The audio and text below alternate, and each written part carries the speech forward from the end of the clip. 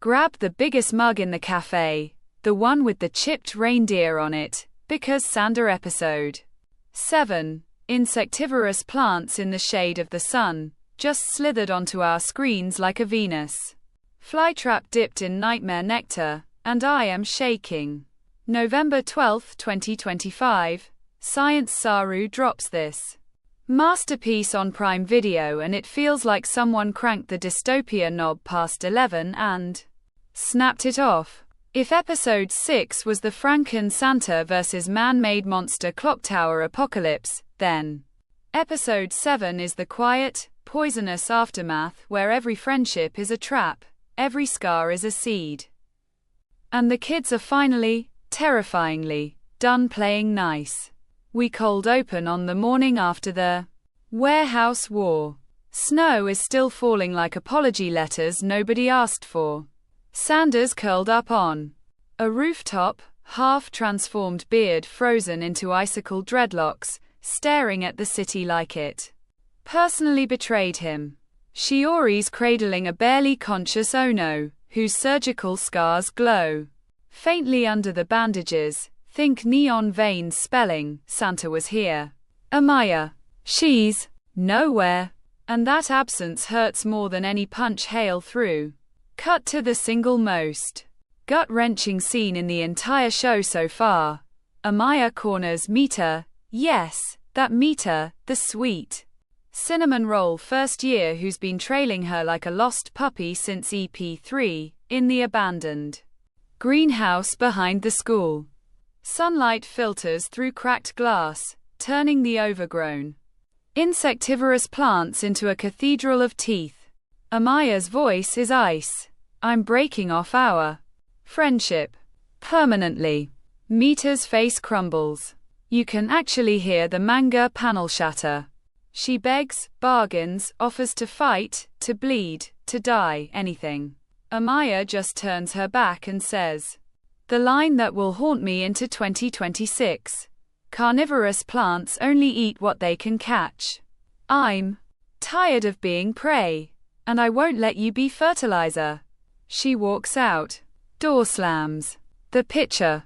Plants literally close their lids in slow, mournful applause. I needed a minute. We all did. Meanwhile, in the adults' underground recovery ward, think sterile white turned septic green, Dr. Victor Hale, now Oshibu, in the subs, because even monsters get cute nicknames, is literally peeling off his old face. Surgical scars bloom across his chest like crimson lotus petals every time he remembers Sanda's reindeer antler through the ribs. Enter Yaguda, the silver-tongued collective executive who looks like a Bond villain cosplaying as a guidance counselor. He doesn't offer painkillers. He offers praise. Beautiful scars, Oshibu-kun. Proof. You tasted Santa and lived. And just like that, Hale stops screaming. The scars retract, folding back into his skin like obedient petals. Yaguda smiles the smile of a man who's about to flip the chessboard. Time for the next phase. Call the 10 shades. Boom. Cut to 10 different screens lighting up across Japan. 10 student leaders, each one a kid who's personally murdered at least one adult, answering the call.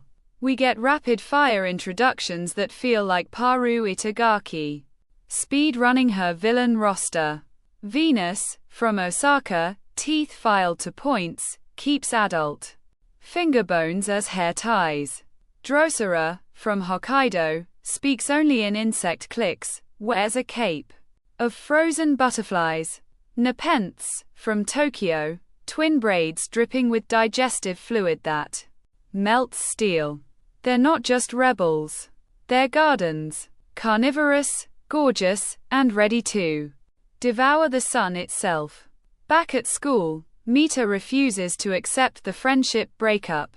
She spends the entire B-plot training like a shounen protagonist on 1000x gravity, running through greenhouse traps, letting sundews bite her arms until she learns to flinch without screaming, carving, "I'm not prey," into her own thigh with a pruning knife. By sunset she's covered in sap and blood and tears, holding a single white flower she grew from her own wound. She finds Amaya on the roof and forces the flower into her hand.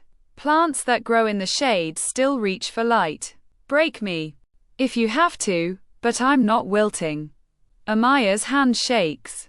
For one frame, her gadget gloves spark like they're about to crush the flower, and then she just cries. Silent, ugly, shoulder-shaking sobs while Mita hugs her so hard the greenhouse glass vibrates. "I'm not okay. You're not okay. Nobody's okay." The episode ends on the coldest stinger imaginable. Yaguda stands in a dark auditorium as the 10 Shades assemble on stage, backlit by a massive sun-shaped light that casts insect shadows across the floor. He spreads his arms. The age of adults hiding in the shade is over. It's time the sun learned what it feels like to be eaten. The camera pans down to the floor. The insect shadows. They're forming Santa's silhouette, jaws open, ready to bite. Overall vibe. This is the episode where Sanda stops being quirky dystopian Christmas and becomes revolutionary horror. It's the sound of friendships snapping like frost-bitten stems, of scars blooming into weapons, of children realizing the only way to stop being prey is to become the entire goddamn ecosystem. 24 minutes that feel like being slowly digested alive in the best, most heartbreaking way possible. Science Saru looked at Paru Itagaki's original, Insectivorous Plants, chapter spreads, Weekly Shonen Champion number 48-50, 2024, and said, "Hold my hallucinogenic nectar." The art direction is predatory perfection. The greenhouse is a living organism. Every leaf rendered with vein-by-vein detail that pulses when characters bleed near it. Sunlight isn't warm here. It's surgical, slicing through glass cracks to create razor-sharp shadows that literally move on their own, foreshadowing the 10 Shades like living storyboards. Character animation reaches new levels of cruelty. When Amaya says, "I'm breaking off our friendship," her face doesn't crack. It calcifies. Micro-expressions freeze into place like frost on a window pane, while Mita's tears fall in perfect slow-motion spheres that the plants catch and drink. The scar retraction scene with Oshibu, Hale, they animated every petal fold of skin with individual tension lines, like watching a time-lapse of a corpse flower blooming in reverse. And Mita's training montage. Each bite from the sundews is a full Sakuga cut. Droplets of blood hanging midair, refracting light into tiny screaming faces before the plant slurps them up. It's gorgeous. It's unforgivable. The 10 Shades reveal is pure villain silhouette porn. Each kid steps into the sun-shaped light and their shadows morph into their namesake plant. Tendrils writhing across the floor in 2D, 3D hybrid animation that looks like Masaki Yuasa got lost in a Junji Ito greenhouse. Backgrounds are watercolor wet nightmares. The city outside the greenhouse windows is rendered in negative space. Buildings just empty patches where the plants have already eaten the sky. Gentle nudges, because even perfection has dew drops. The adult ward's green lighting is almost too on the nose. Evil hospital could have used one more hue shift to really twist the knife. Mita's thigh carving scene is censored with strategic flower petals in the TV broadcast. The Blu-ray better give us the raw manga version. One of the 10 Shades, the Butterfly Cape Kid, gets slightly less love in the lighting department. Their wings clip through geometry in one wide shot. Tiny. Fixable. Whatever. Still. 10 out of 10. This is Science Saru saying, we can make plants scary and make you cry over a middle school breakup in the same breath. They succeed. They succeed so hard I need therapy. Episode 7 isn't an episode. It's a declaration of horticultural warfare. It's the moment Sanda rips off the cute Christmas bandage and shows you the festering wound underneath. A generation of kids who've decided that if adults want to treat them like fertilizer, they'll become the entire goddamn jungle. I'm obsessed with how it weaponizes quiet. After 6 episodes of explosions and reindeer gore, the loudest moments here are a door slamming and a flower being crushed in a trembling fist.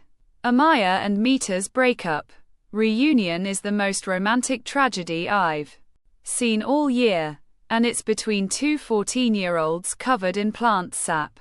Oshibu's scar petal healing is the single creepiest power-up in the show so far, because it's powered by praise, the adult world finally learning how to farm trauma instead of just causing it. The 10 Shades Instant Villain Hall of Fame. They're not just evil kids, they're what happens when the victims decide the only way to stop being eaten is to evolve teeth sharper than the predators. That final shot of their shadows forming Santa's silhouette? That's the series planting its flag and screaming, "We are the monsters now." What's got me crossing every finger and toe? Mita's white flower. Is it going to become her weapon? A carnivorous plant grown from her own blood? Are the 10 Shades going to force Sanda to choose between saving the kids he loves and stopping the kids who've become monsters?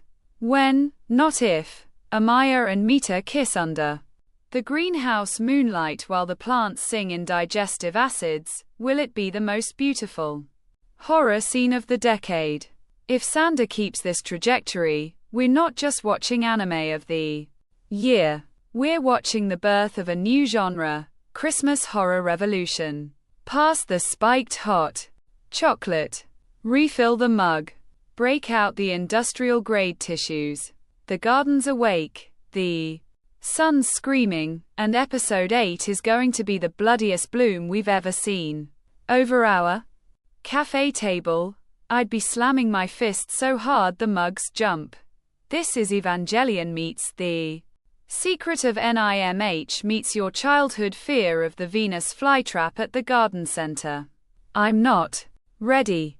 I've never been ready. Let's go. See you in the shade. Friends, bring scissors. The plants are starving.